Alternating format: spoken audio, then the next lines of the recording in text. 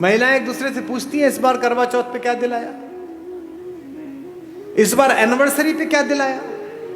नहीं, उपहार देने चाहिए, लेने चाहिए, अच्छी बात है, पर इससे प्रेम कैसे जस्टिफाई हो रहा है?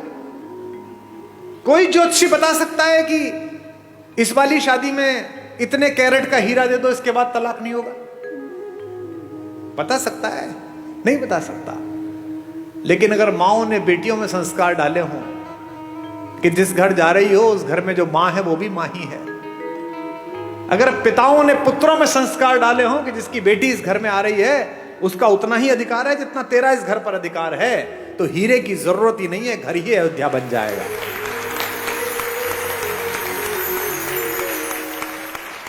अच्छा, ये बच्चियां बैठी हैं, इनकी जब शादी होती है तो एंगेजमेंट रिंग कितनी महंगी बनती है। सीता की एंगेजमेंट रिंग कितनी महंगी होगी, लेकिन जब केवट के सामने भगवान राम बिना पैसे के खड़े हो गए कि उतराई देने के लिए कुछ नहीं है, और केवट ने कहा ऐसे तो जाने नहीं दूंगा, पैसे दो, उतराई तो देनी पड़ेगी, तो पति का अपमान ना हो जाए, पति यहां संकट में ना लगे, सीता ने चुपचाप अपनी अंगूठी उतारी और राम के हाथ में दे दी कि ये दे दो। गोस्वामी जी ने लिखा, पियसी की ही जानन हारी, मुदित मगन मणि मुद्री उतारी, मणि उतार कर दे दी। ये सीता है, ये सीता सिखाई गई थी, ये सीता घर घर में सिखाई गई थी। इसीलिए हमारी माएं, हमारी नानियां, हमारी दादियां कम में काम चला लेती थी। आज क्या हो गया, कम हो गया तो झगड़ा हो गया, पति की नौकरी 4 साल नहीं लगी तो तलाक हो गया, पत्नी की नौकरी छूट गई तो झगड़ा हो गया। इसका मतलब क्या है, सुख साधन पर केंद्रित कर दिया। और यहां बैठे हुए धनी लोगों, सुख साधन में है ही नहीं। तुम्हारे ऑफिस में जो 15,000 रुपए में बाहर खड़े होकर सफाई करता है लड़का, जो तुम्हारी गाड़ी पर पोछा मारता है, किसी दिन कलकत्ता में आसमान में हल्की बारिश होती है, साइकिल से वापस जाता हुआ बाजार से पाव भर बेसन खरीदता है, पाव भर प्याज खरीदता है, आलू खरीदता है, एक छोटी सी बोतल में 200 मिलीलीटर तेल सरसों का लेता है और पत्नी से कहता है मौसम बहुत अच्छा रहा, पकौड़े बना ले। वो स्टोव पे पकौड़े बनाती है, दोनों बाहर बैठकर खाते हैं और शाम को सोते हुए कहता है यार क्या शाम बीती है, भगवान का धन्यवाद, क्या अच्छा मौसम है, क्या बढ़िया हो। और तुम पेरिस जाकर भी सुखी नहीं हो, तुम लंदन की ऑक्सफोर्ड स्ट्रीट पे शॉपिंग करते हुए खुश नहीं हो, क्योंकि तुम डेपुटेशन पे दुख को भेज रहे हो। दुख हो गया है थोड़ी मार्केटिंग कर लूं शायद कम हो जाएगा, दुख हो गया है थोड़ा मेकअप करके एक सेल्फी ले लूं शायद कम हो जाएगा। ये जो फेसबुक पर, ट्विटर पर, इंस्टाग्राम पर बहुत हंसते मुस्कुराते चेहरे हैं, इनमें से अधिकांश की जड़ें खोखली हैं। इसीलिए ये आत्महत्या करते हैं, इसीलिए ड्रग्स में गए हैं, इसीलिए शराब में गए हैं। ये राम की कहानी आपकी जड़ों की आत्मा में यूरिया का काम करती है, आध्यात्मिकता का। ये आपको मजबूत करती है, एक भाई की तरह, एक पति की तरह, एक पुत्र की तरह, एक नागरिक की तरह, भाई भाई के संबंध, भाई बहन के संबंध। अब 2 बहनें हैं इसमें, इस कहानी में। भाई बहन का संबंध ठीक ना हो तो गड़बड़ हो सकती है। एक बहन है शूर्पणखा, जिसको अपने बदले की चिंता है, भाई के नाश हो जाने की चिंता नहीं है। मेरा बदला पूरा हो जाए बस। वो ये नहीं कहती कि मेरा अपमान किया, वो ये नहीं कहती कि मैंने नीचतापूर्ण व्यवहार किया, वो कहती है कि मैंने बताया मैं तुम्हारी बहन हूं, उसके बाद मेरा अपमान कर दिया। और उसकी तो बीवी बहुत सुंदर है, वो जंगल में क्या कर रही है, वो तो भैया आपके पास होनी चाहिए। ऐसी बहन देखी है कोई जो अपनी भाभी के रहते बाहर की किसी औरत का वर्णन करे कि इससे अपना लो? इसका मतलब वो बहन ही दुष्ट है, उसने अपने भाई का नाश करा दिया। एक सीता है, सीता का भी एक भाई है, आपको पता है? जब अशोक वाटिका में माता बैठी हुई है तो रावण आता है उनसे मिलने, रोज आता है, कहता है मेरा प्रणय प्रस्ताव स्वीकार कर ले। क्या उस तपस्वी के पीछे पड़ी रहेगी, वो तो जंगली है, मैं मार दूंगा उसे, खत्म हो जाएगा, वो कुछ नहीं कर पाएगा, तुझे ले नहीं जाएगा। माता पूरी सात्विकता के साथ बैठी है। एक दिन कहता है कि देख मेरी बात मान ले, अन्यथा मैं बलपूर्वक तुझे उठा लूंगा यहां से। तो वो जिस चटाई पर बैठी हैं उस चटाई का एक तिनका तोड़ती हैं और तिनका तोड़कर अपने रावण के बीच रख देती हैं और कहती हैं कि तू कैसी मूर्खतापूर्ण बात करता है रे, कि तू मुझे छू लेगा। ये तिनका रखा है, इसे पार करके दिखा दे, तेरे में औकात है तो।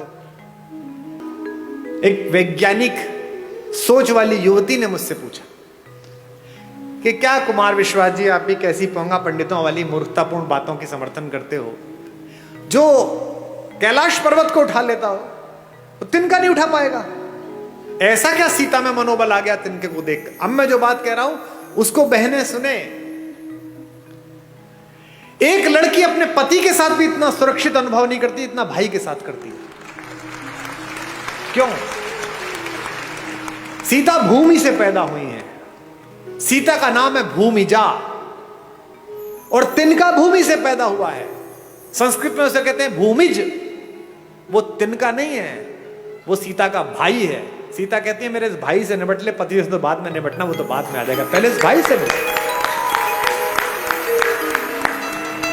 एक तृण धरकर कहती है, उसकी ओट में बैठकर कहती है वैदेही, तृण धरि ओट कहत वैदेही, तृण धरि ओट कहत वैदेही, सुमिर अवधपति परम स्नेही, तृण धरि ओट कहत वैदेही, सुनिर अवधपति परम स्नेही। एक बात आपको बता दूं मैं, जिस दिन आपको अपने पिता की बेटी से अपनी बेटी ज्यादा अच्छी लगने लगे, उस दिन समझ लेना कि अमंगल की तीर्थ यात्रा प्रारंभ हो गई है। क्योंकि पहला संबंध तो पृथ्वी पर आपका उसी से है जो एक कोख से पैदा हुआ है। ये जो भैया दूज पर और राखी पर बहनें राखी बांधने आती हैं, हम क्या समझते हैं कि ये एक त्योहार मनाने आती है? नहीं, ये उस भाई में अपने माता पिता का मंगल ढूंढती हैं। ये जानती है कि मेरा भाई ठीक रहा तो मेरे माँ बाप का बुढ़ापा ठीक कटेगा, ये समृद्ध रहा, ये शक्तिशाली रहा तो अच्छा हो जाएगा, और उसी के आशीर्वाद से तुम्हारा स्वास्थ्य चलता है। इसीलिए उस तिनके की ओट पर बैठी हुई सीता जानती है कि जब तक ये तिनका है, जब तक ये मेरा भाई है, चाहे कैसा भी हो, तिनके से ज्यादा गरीब बेचारा कौन होगा? तिनका तो बहुत ही गरीब भाई है, लेकिन फिर भी वो जानती है कि ये रक्षा करेगा।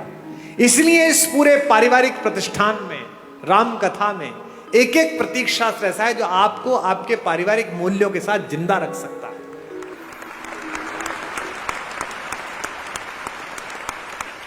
रावण अपने महल में आकर बहुत रोता है, जोर जोर से रोता है। मंदोदरी ने पूछा कि क्यों रोते हो? अब तो उठा लाए उसे। बोले उठाकर भी बेकार, वो मुझसे प्रेम की दृष्टि ही नहीं डालती मुझे। पत्नियां कैसी भी हो, पति का दुख नहीं सह पाती, और मंदोदरी तो पंचकन्याओं में से एक पूजित है, हमारी माता।